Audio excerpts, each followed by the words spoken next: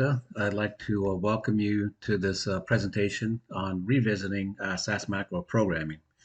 I'd like to keep the unmute or if you would like to participate, I encourage you to unmute your lines because what I'd like to do is have some engaging discussion. I'd like everybody to put their detective caps on. We're going to be taking a look at macro programming as far as who and the what of macro programming. Most programmers have definitely written a macro program, either simple or more complex, or they definitely have called macro program. And what I want to do is I want to take a kind of behind the scenes look at what goes on in macro programming, specifically macro variables, the programming technique, how to debug, and the concepts of constructing macro variables, the content that goes into it, and things like that. And so we're going to do like a deep dive look into good, effective macro programming. So I encourage you to put your detective cap on because I'm going to be asking quite a few questions that. So this is not so much a technical, meaning I'm not going to be showing any syntax or anything, but I am going to be reviewing many of the things that you may be wondering about macro programming. Specifically, we're going to take a look at the purpose of macro variables and programs, what makes good macro programs, what can you expect from macro programs, how are macro programs called, how do you write macro programs, and how macro programs created, what are macro variables and values, and how do macro programs work, what are the things available to support debugging macro programs, and what are examples of macro programs. So this is kind of be taking a look at kind of the behind the scenes of the how and the what's of macro programming so you have a better understanding of the concepts. As I mentioned, I like this to be engaging, so I like to encourage participation and people that are attending. So again, this is an open forum. We can all learn from each other and contribute. So what's the purpose of macro variables? Maybe I can get some people interested in replying. Macro variables. What's the purpose of macro variables? Can anybody provide a brief answer to that?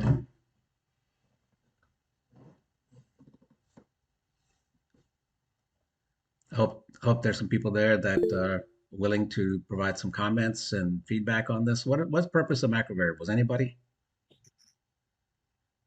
Mm, Yeah, It's the macro repeated variables. lines of code when it is repeated code is there to reduce the number of lines code. Okay, that's true. Macro programs help us reduce the number of lines of code. Specifically, purpose of macro variables. Any idea specifically purpose of macro variables? I think I another think of person. them. Go ahead. I would think of them as storing text and text replacement. Okay. Okay. Yep. That's right. So basically, when we're talking about macro variables, what we're really talking about is data transfer. We're talking about reading either one or list of values as data input into programs. And so macro variables enable us to transfer data. So maybe values are coming in from Excel file, maybe values are coming in from some other file, or maybe entered hard coded specified in a program. That and then macro variables have names and they're associated with it, and they transfer data. So they're like input into programs. Macro variables have that way of doing that. Very similar to data set, the variables in data sets, they have values in them. So it's a way for data transfer. Okay, good. So what's the purpose of macro programs? And of course, an answer was given before. Yep, purpose of macro programs. Create reusable codes. Usable code. Okay, that's true. What do macro programs do for us? Why do we run? Why do we run? Why do we use? Why do we like macro programs? What do they do for us? when you want to work on multiple programs with the small changes, then we will go for macro programs. Okay. Okay. It increases the efficiency. Okay. Yep. That's true. That's right. Anyone else? It generates SAS code. Okay. That's true. Yep. Code generator. Excellent. So if we take a look at purpose of macro programs, what it is basically is you have a subject matter expert that builds one fully tested program to meet the similar user requests. So the developer has to have a good understanding, good idea of what is the demand, what's the demand out there, and to build one solution. Now that has to be fully tested. Now this will meet many of their user requests without the users having to reinvent the wheel. So everybody you see here, Starbucks, they have a winning formula. Everybody wants to get in line to get their coffee. They have different flavors, different shapes and sizes. And Starbucks has formulated a way to provide that service to them. People are lining up for that.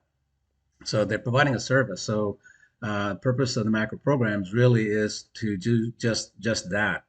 You have an expert that understands technology, understands the user demand, can write a program that is structured, but yet flexible enough for user requests. So making some slight changes, maybe in the things that they want. So yep, that's correct. Now, if we continue, what makes good macro programs?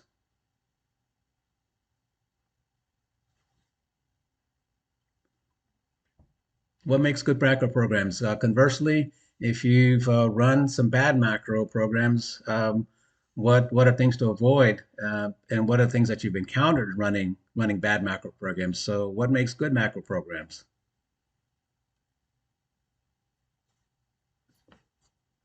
And Hi Sunil. I think the macro should be dynamic one, and whenever a macro encounters any error or warning, it should be explicitly writing in the log so that a further investigation can be done. excellent. Yep, that's correct. So, good macro programming is a robust tool.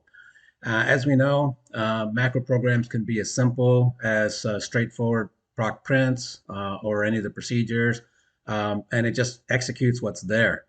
And we being the developer, we're always going to correctly run the macro. Now, macros are designed to be repeatedly used, not just by the developer, but maybe by the team, maybe by the company. And when you have someone else who's very unfamiliar with your macro, they are definitely unintentionally going to break it down, meaning they're not going to know how to use it correctly. Macros have a specific design, specific purpose, but it's a tool that has to be understand how to use. As you can see, there's different shapes and sizes for the tools, different purposes for the tools. So you can't use a hammer when you actually need to use a screwdriver. And good macro programs not only do the function that they're built to do, but they also can handle incorrect usage. So, meaning that leveraging metadata to run some programs correctly or display messages to the user indicating that this was not a good parameter to fit in, or there's some issues with the data. So that's correct. And a lot of times it may take more effort, more code to build in the defensive programming than the actual syntax for the macro itself. So what can you expect? What can you expect from macro programs?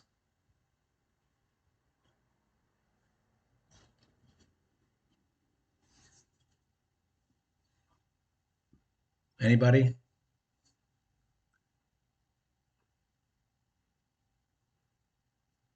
Getting some good discussion so far. So what can you expect from macro programs? Repetition task in Oh, one line. okay. Yep. So basically, we expect a lot. We expect a lot from macro programs. Once it's in production, Users expect the macro programs to be fully tested. So when we run the macro program for the purpose, we expect it to be correct, consistent, reproducible, and mass results from one program. So we know that for example, a macro program that generates descriptive statistics, we should be able to feed into that macro program any data set, maybe specific variables. Of course, those variables need to exist, and we can expect that program to be error-free, produce reliable results, for whatever the purpose is. So there has to be extensive testing to be done on the macro programs because users have high expectations. They don't want to spend time understanding. They want to use the macro, and they want to use it, as easy as possible. So you have a lot of expectations when you're running the macro programs. So how are macro programs called? So there's several ways that macro programs are called. What's the best and easiest way and most typical way, best practices way for macros to be called?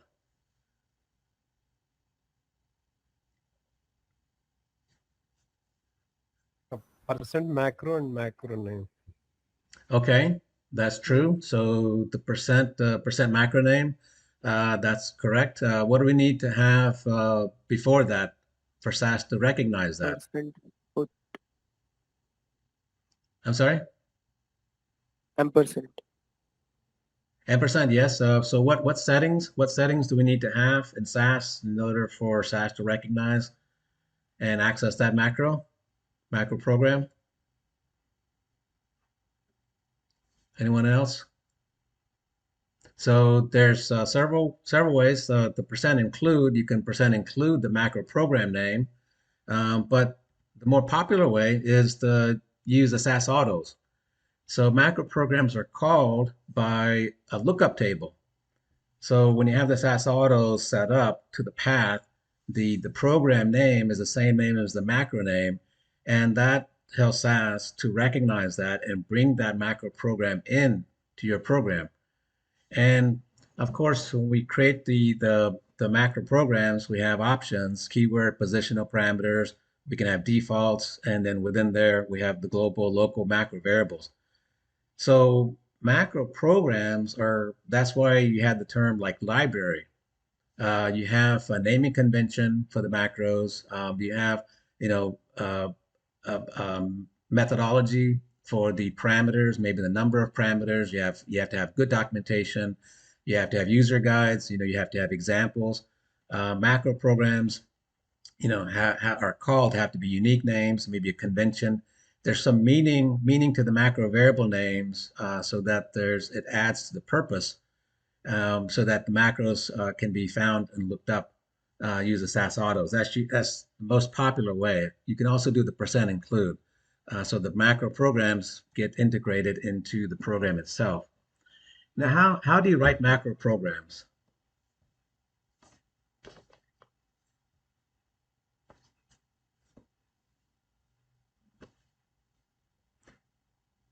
Anybody? How do you write macro programs? What's so interesting, unique about macro programs versus just SAS programs? Yeah, we need to start with percent macro and macro name, and that macro should be ended with percent ended. Okay, that's In true. between, we'll write. Yeah. Now that's the structure. Yep, that's true. Anything else?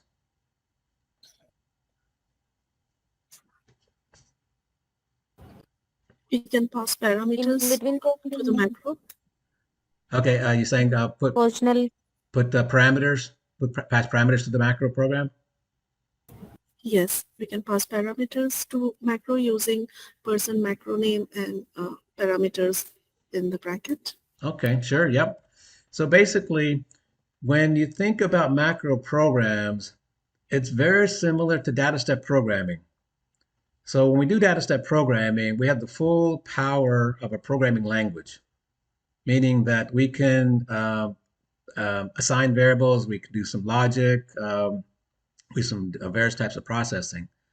When you do macro programs, it's very similar to the dat type, except what you're working with macro variables and their values being outside of data sets.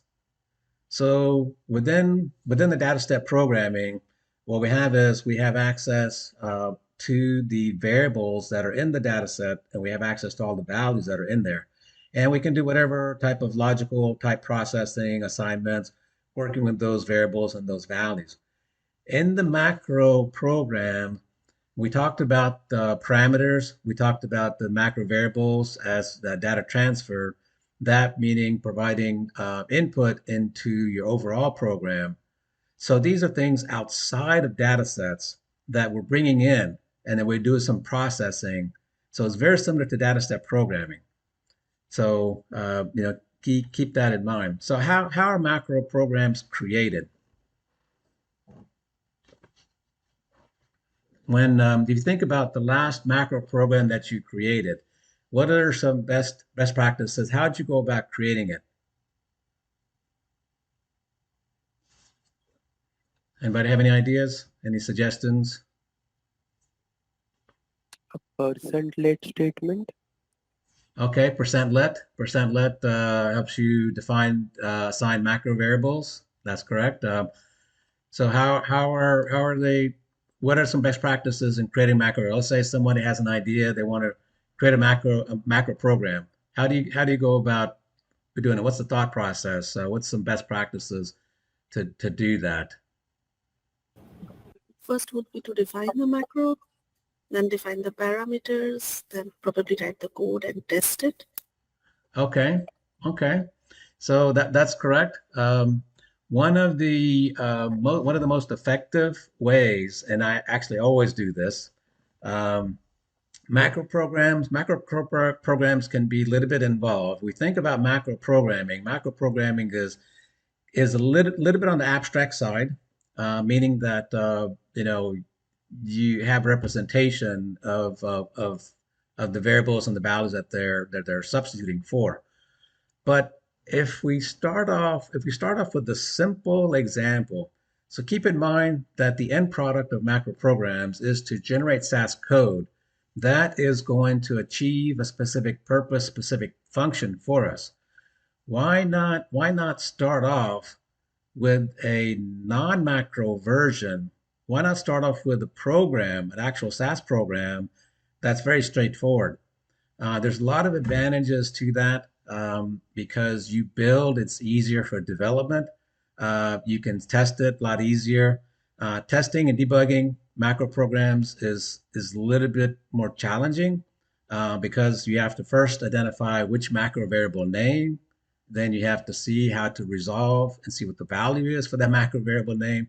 So it requires a little bit more effort. Why not first have a simple example, working example, based off of SAS procedures, data steps, SAS statements, everything you need to do that the macro program is going to do, but without the parameter version. So in your program, with the SAS procedures, data steps, SAS statements, everything, it's basically fixed for a particular data set, for a particular variable, for particular whatever options. And then what you do is you take a look, okay, how do I expect myself to use this program with options? Do I want to have the flexibility to convert my data sets into variable names, macro variable names, my variables into macro variable names, some of the options into macro variable names? You decide, one by one, what components of your SAS program do you actually convert into macro variables and then the parameters, and then you define those. And so that makes it so much easier because you have a working version of your macro program. You don't have to worry about the syntax. Then you just focus on converting one by one the components that you want to be flexible, and then everything else basically stays the same. So if you think of it that way, that becomes much easier to construct and create the macro programs. So what are macro variables and values? If we take a little bit of a deep dive into what are macro variables and values, what do they represent, the macro variables and values?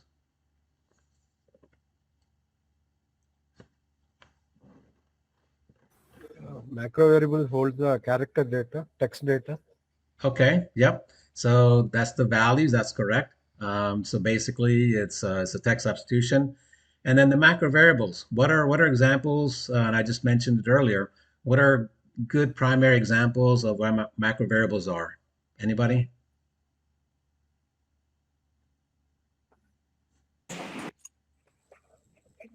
Like the system ones?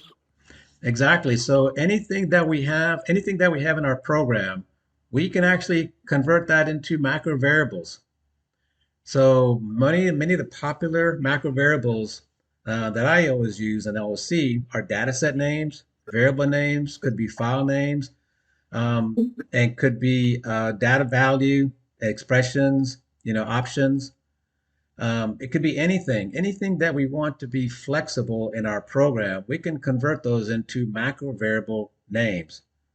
And then the valid values. So the values of them, they're going to be alpha. If we want to have valid names, then they need to be a valid name. So that's all going to be alpha, or a valid variable. So you can have alpha, you can have numbers, you can have dates, you can also have special characters. So we have to be in complete control, meaning we have to know what is it that we want to be flexible, convert to macro variable names, and then of course communicate that, as messages. If a user runs the macro program and puts in a variable name when they should actually should put in a dataset name, that's going to be an issue. And so, but then the values, you need to maybe have some things to check. You don't want to have special characters, so they need to be executed, correctly. So these are some examples of popular, macro variable names and values. So how do macro programs work?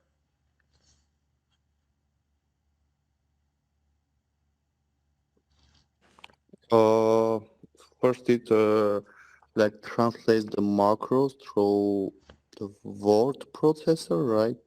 Yep. That's true. That's the behind the scenes of it. That's correct.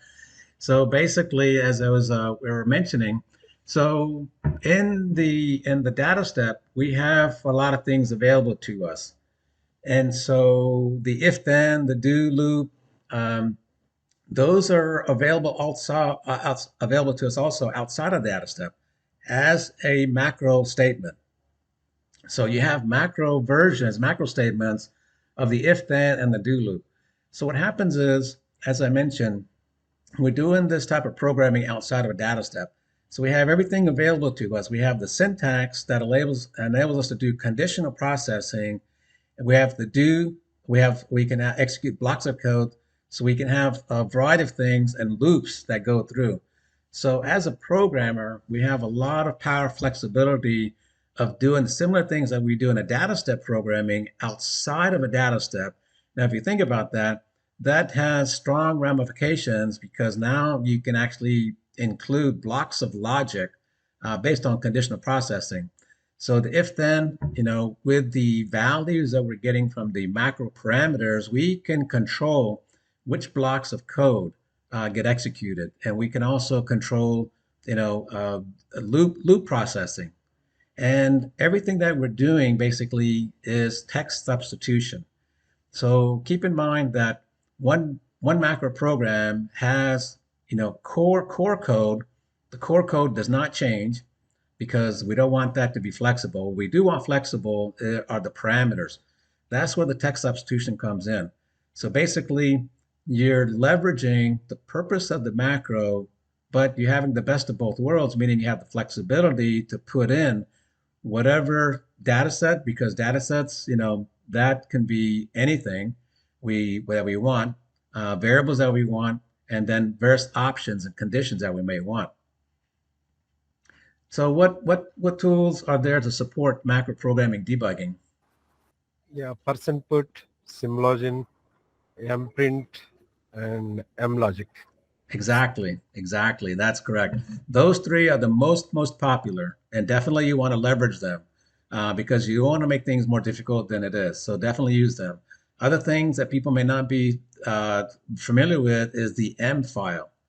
M file I learned many years ago, and M file basically writes the code So we're doing code generation, and M file writes the code out to a file in the unmacrotized version.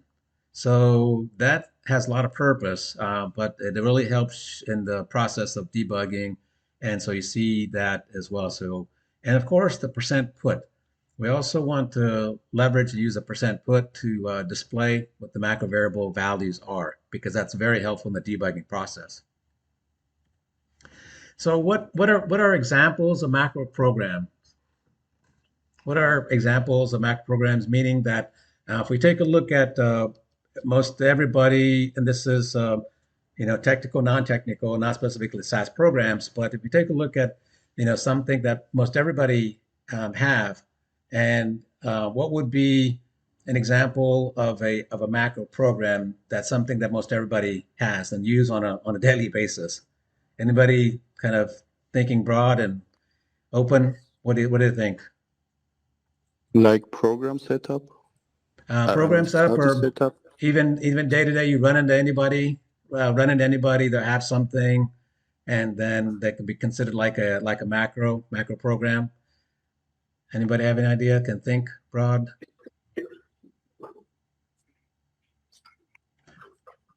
So if we take a look at it, apps.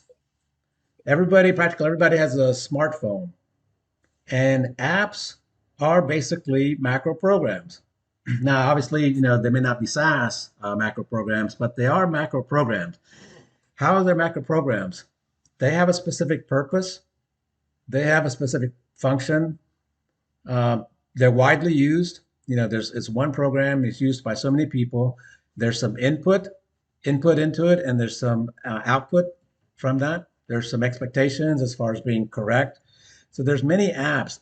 They serve very much similar to the concept of macro programs. When you have good macro programs, basically you have access. It's the best of all worlds. With the macro programs, you have specific purpose and structure. For example, in our world, in the pharmaceutical industry, creating professional summary tables is paramount. Now, there's a lot of effort in order to build this. And so organizations will leverage all that effort to build this, put a wrap around it into a macro, so that makes it easy for others to only put in the necessary changes to that program, but still produce output that's reliable, and fully tested. So in this, you have things that are, by groups, you have stats, you have macro requirements, meaning that you have to have a data set, you have to have variables, non-missing values, and then you have options. You can have options for the user. So you have categorical or continuous variables, and maybe letting them choose, which ones that they want, maybe conditions, and then formats. But basically, macros enable us to live in a world that we can have some standardization and automation. And so now I just want to quickly jump over into SAS Savvy and just show you a little bit about the website that you can access and show you let's see, should be coming up. Okay, here we go. Yeah, once you get into SAS Savvy, get into macro programming, you see some excellent resources over here that does a deep dive into macros. You see mind maps that are listed over here. So mind maps give you a different type of perspective of the macro programming language. I'm just going to scroll down, show you some key highlights in here in this section. So these are all from courses that I've taught on macro programming. I put this here on the website mainly because to help SAS programs with the understanding, tokens. So these are various examples of what the macro variables are. They could represent data set names, variables, numeric variables, dates, some of the values that are here. The construction of macro variables could range from either literal or data set variables or expression, and vice versa, the values.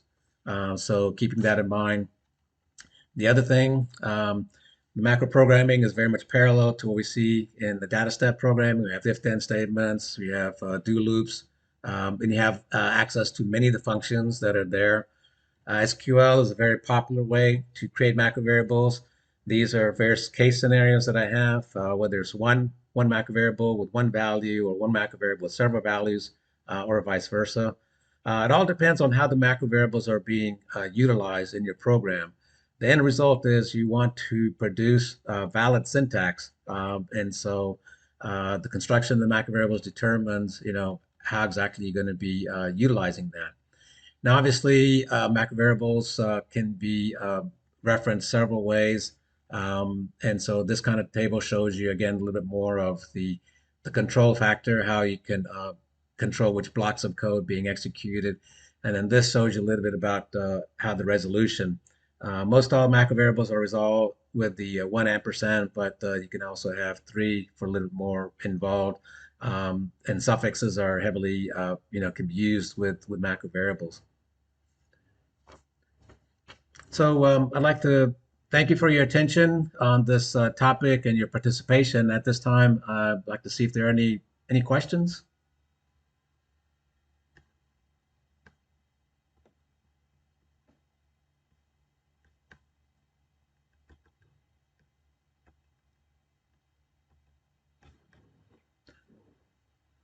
Okay. Well, I hope hopefully you enjoyed this topic. It's a very different type of approach, and I hope that helped with your. I'm sorry, I just have a question. Yes. So in the beginning, I heard that the values represent the characters, but this is not always the case, right? For the macro values, they are not always character. Can you repeat that question again? Yeah, I mean, I heard that macro values are always character. So so the since this is a text substitution, the text itself can be any value. So that can be alpha or numeric. So the character just basically says that it's just basically a text substitution. So I think that text Okay. substitution would be a better phrase for it. That's correct. Okay. Yeah. Good, thank you. Yep. You're welcome. Yes, Sunil, I have one question. So Yes. just want to know, this is regarding debugging options. So what is the difference between this person put and symbology? Percent put and symbology. Yeah. Percent put you can put anywhere in your program to display macro variable values. So the symbology will do that as well, but percent print could be strategically put and also with a message, with that macro variable name. So you can have a little bit more customization with the percent put. Does that make sense? You are saying that we can write the person put anywhere, even outside of the data step also. That's Right? correct. That's correct. That's correct. That's So symbology means it is an option. So just it will resolve the macro variable, whatever you use in the program. That's correct. That's correct. So keep in mind, percent print is ideal right after you create the macro variable and populate it, because then you can see exactly at the source if it's got created correctly. And there's 2 components to that. You want to make sure the macro variable name is exactly what you expect it to be, fully, and then it got populated correctly.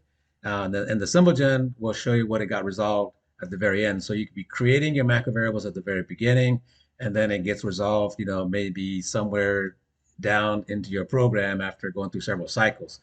So that could be a little difficult for debugging purpose. Does that make sense? Yeah, got it. So when you are creating any macro variable, instantly we can see whether that is resolved correctly or right, using the person put. That's correct. That's correct. That's why it's extremely, useful in order to see that, because when you're working with macro variables, the values, it's kind of like behind the scenes. It's so easy to pull up a data set, see the variable names and values, macro variables and values. It's behind the scenes. So you have to do a little bit of extra work in order to see that it's there, but it's not readily available. Okay, great. Thank you, Sunil. Yeah, thank you, Sunil. My pleasure. Any other questions, comments? Okay. Well, again, I hope the session was helpful. I did it for a client, and I thought it would be useful to give this presentation to the community, and hopefully it got spurred some interest, curiosity, and enable you to go see what's going on kind of behind the scenes as you're developing and understanding and developing, better macros and providing some feedback. So, thank you very much. Welcome your comments, suggestions. Please email them to me, and look forward to having you, in future presentations that I give. Thank you. Thank you. Thank you. Bye. Thank you. Have a great day. Yeah. Thank you. Bye bye.